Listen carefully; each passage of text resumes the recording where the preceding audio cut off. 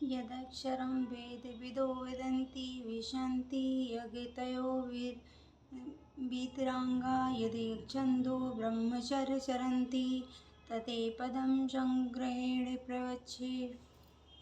जो वेदों के ज्ञाता हैं, जो ओंकार का उच्चारण करते हैं और जो संन्यास आश्रम में बड़े बड़े मुनि हैं, वे ब्रह्म में प्रवेश करते हैं। ऐसी सिद्धि की इच्छा करने वाले ब्रह्मचर्य का अभ्यास करते हैं। अब मैं तुम्हें यह विधि बताऊंगा जिससे कोई भी व्यक्ति मुक्ति लाभ कर सकता है। श्री कृष्ण अर्जुन के लिए षट चक्र योग की विधि का अनुमोदन कर चुके हैं। इसमें प्राण को भवों के मध्य स्थिर करना होता है, यह मानकर कि हो सकता है कि अर्जुन को षट चक्र योग अभ्यास ना आता हो। कृष्ण अगले श्लोक में इसकी विधि बताते हैं। भगवान कहते हैं कि ब्रह्म यद्यपि अद्वितीय हैं किंतु उनके अनेक स्वरूप होते हैं। विशेषतया निर्विशेषवादियों के लिए अक्षर या ओंकार ब्रह्म है। कृष्ण यहाँ पर निर्विशेष ब्रह्म के विषय में बता रहे हैं जिसमें सन्यासी प्रवेश करते हैं। ज्ञान की वैदिक पद्धति में छात्रों को प्रारंभ से गुरु के पास रहने से ब्रह्मचर्य व्रत का पालन करते हुए ओंकार का उच्चारण तथा परम निर्विशेष ब्रह्म की शिक्षा दी जाती है। इस प्रकार वे ब्रह्म के दो स्वरूपों से परिचित होते हैं। यह प्रथा छात्रों के आध्यात्मिक जीवन के विकास के लिए अत्यावश्यक है, किंतु इस समय ऐसा ब्रह्मचर्य जीवन अविवाहित जीवन बिता पाना बिल्कुल संभव नहीं है। विश्व का सामाजिक ढांचा इतना बदल चुका है कि छात्र जीवन के प्रारंभ से ब्रह्मचर्य जीवन बिताना संभव नहीं है। यद्यपि विश्व में ज्ञान की विभिन्न शाखाओं के लिए अनेक संस्थाएं हैं, किंतु ऐसी मान्यता प्राप्त एक भी संस्था नहीं है जहां ब्रह्मचर्य के सिद्धांतों में शिक्षा प्रदान की जा सके। ब्रह्मचर्य के बिना आध्यात्मिक जीवन में उन्नति कर पाना अत्यंत कठिन है। अतः इस कलयुग के लिए शास्त्रों के आदेशानुसार भगवान चैतन्य ने घोषणा की कि भगवान कृष्ण के पवित्र नाम हरे कृष्णा हरे कृष्णा हरे कृष्णा हरे हरे हरे राम राम राम हरे हरे के जप के अतिरिक्त परमेश्वर के साक्षात्कार का कोई अन्य उपाय नहीं है। सर्वद्वारेण संयम मनोरथिं निरुध्यं च मध्याध्यात्मनं प्राणमामिस्थं योग धारणाम्। समस्त इंद्रिय क्रियाओं से विरक्त को योग की स्थिति योग धारणा कहा जाता है। इंद्रियों के समस्त द्वारों को बंद करके तथा मन के को हृदय में और प्राणवायु को सिर पर केंद्रित करके मनुष्य अपने को योग में स्थापित करता है।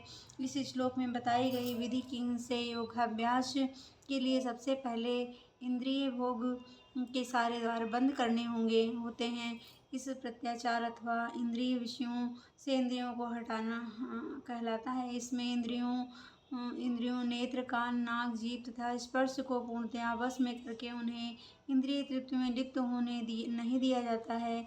इस प्रकार मन हृदय में विस्थित परमात्मा पर केंद्रित होता है और प्राणवायु को सिर के ऊपर तक चढ़ाया जाता है। इसका विस्तृत वर्णन छठे अध्याय में हो चुका है, किंतु जैसा कि पहले कहा जा चुका है अब यह विधि व्यावहारिक नहीं है। सबसे उत्तम विधि तो कृष्ण भावनामृत है। यदि कोई व्यक्ति भक्ति में अपने मन को कृष्ण में स्थित करने में समर्थ होता है तो उसके लिए अविचलित दिव्य समाधि में बने रहना सुगम हो जाता है। ओम इत्तेकाराक्षं ब्रह्म ब्राह्मणमन्यमानुस्मरणं प्रयाति तजन्ते याति परमां गतिम्। इस योगाभ्यास में स्थिर होकर तथा अक्षरों के परम संयोग यानी ओंकार का उच्चारण करते हुए यदि कोई भगवान का चिंतन करता है और अपने शरीर का त्याग करता है तो यह निश्चित रूप से आध्यात्मिक लोकों को जाता है।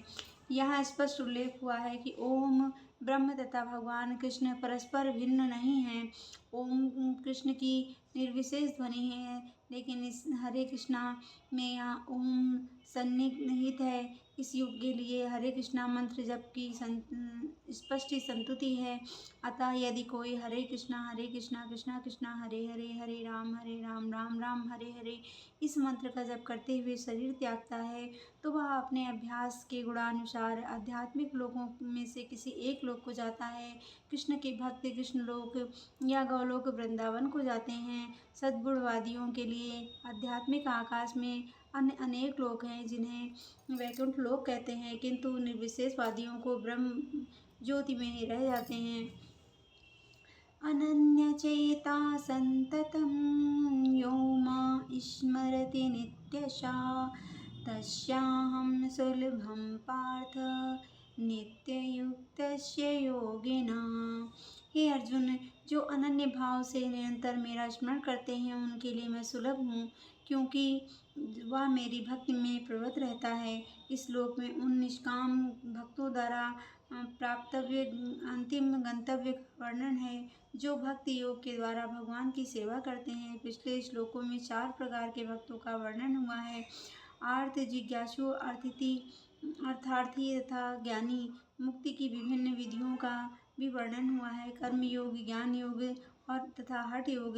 इन योग पद्धतियों के नियमों में कुछ न कुछ भक्ति मिली रहती है, लेकिन इस श्लोक में शुद्ध भक्ति योग का वर्णन है जिसमें ज्ञान, कर्म या हठ का मिश्रण नहीं होता, जैसा कि अनन्य चेता शब्द से सूचित होता है। भक्ति योग में भक्त कृष्ण के अतिरिक्त और कोई इच्छा नहीं करता।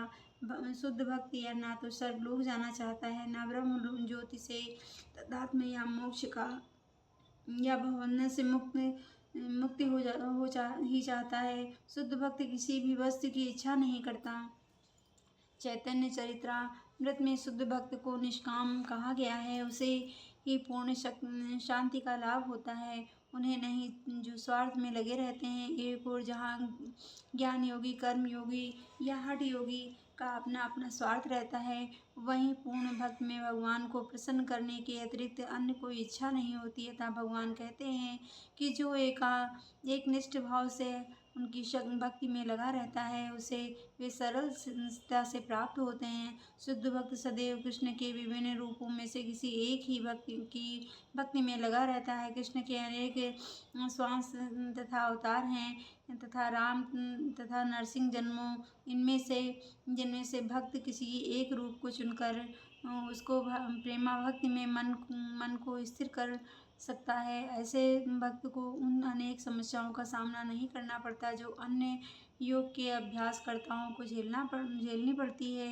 भक्ति योग अत्यंत सरल, शुद्ध तथा सुगम है। इसका शुभारंभ हरे कृष्णा जब से किया जा सकता है। भगवान सबों पर कृपालु हैं, किंतु जैसा कि पहले कहा जा चुका है, जो अनन्य भाव से अनेकों से उनकी सेवा करते हैं वे उनके ऊपर विशेष कृपालु रहते हैं। भगवान ऐसे भक्तों की सहायता अनेक प्रकार से करते हैं, जैसे कि वेदों में कठोपनिषद के अध्याय 1, 2 और 23 में कहा गया है, एमे वेशावृते तेन लभ्यस्तस्य एव आत्मा विवर्तुते तनुं स्वाम। जिनके पूरी तरह से भगवान की शरण ले ली है और जो उनकी भक्ति में लगा हुआ है वही भगवान को यथारूप में समझ सकता है। तथा गीता में भी अध्याय 10 में कहा गया है, ददामि बुद्धि योगम तम। ऐसे भक्त को भगवान पर्याप्त बुद्धि प्रदान करते हैं जिससे वह उन्हें भगवत धाम में प्राप्त कर सके। शुद्ध भक्त का सबसे बड़ा गुण यह है कि वह देश अथवा काल का विचार किए बिना अनन्य भाव से कृष्ण का ही चिंतन करता रहता है। उसको किसी तरह का व्यवधान नहीं होना चाहिए। उसे कहीं भी और कभी किसी भी समय अपना सेवा कार्य करते रहने में समर्थ होना चाहिए।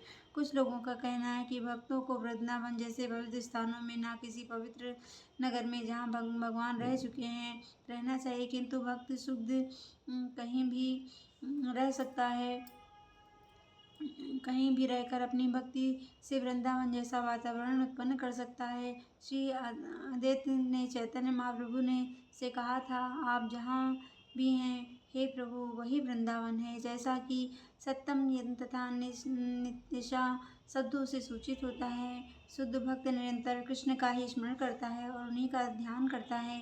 ये शुद्ध भक्त के गुण हैं जिनके लिए भगवान सहज सुलभ हैं। गीता समस्त योग पद्धति में से भक्ति योग की ही संस्तुति करती है। सामान्यतः भक्ति योगी 5 प्रकार के भक्ति में लगे रहते हैं। शांत भक्त जो उदासीन रहकर भक्ति में युक्त होते हैं। दास्य भक्त जो दास के रूप में भक्ति में युक्त होते हैं। असंख्य भक्त जो सखा रूप में भक्ति में युक्त होते हैं। वात्सल्य भक्त जो माता पिता की भांति भक्ति में युक्त होते हैं तथा माधुर्य भक्त जो परमेश्वर के साथ दंपति प्रेमी की भांति भक्ति में युक्त होते हैं। शुद्ध भक्त जिनमें से किसी में भी परमेश्वर की प्रेमा भक्ति में युक्त होता है और उन्हें कभी नहीं भूल पाता, जिससे भगवान उसे सरलता से प्राप्त हो जाते हैं। जिस प्रकार शुद्ध भक्त क्षण भर के लिए भी भगवान को नहीं भूलता, उसी प्रकार भगवान भी अपने शुद्ध भक्त को क्षण भर के लिए भी नहीं भूलते हैं। हरे कृष्णा कृष्णा कृष्णा हरे हरे, हरे राम राम राम हरे हरे। इस महामंत्र के कीर्तन की कृष्ण भावना भावित विधि का यही सबसे बड़ा आशीर्वाद है। ओम नमो भगवते वासुदेवाय नमः। ओम नमो भगवते वासुदेवाय नमः। ओम नमो भगवते वासुदेवाय नमः। ओम नमो भगवते वासुदेवाय नमः। ओम नमो भगवते वासुदेवाय नमः। ओम नमो भगवते वासुदेवाय नमः। ओम नमो भगवते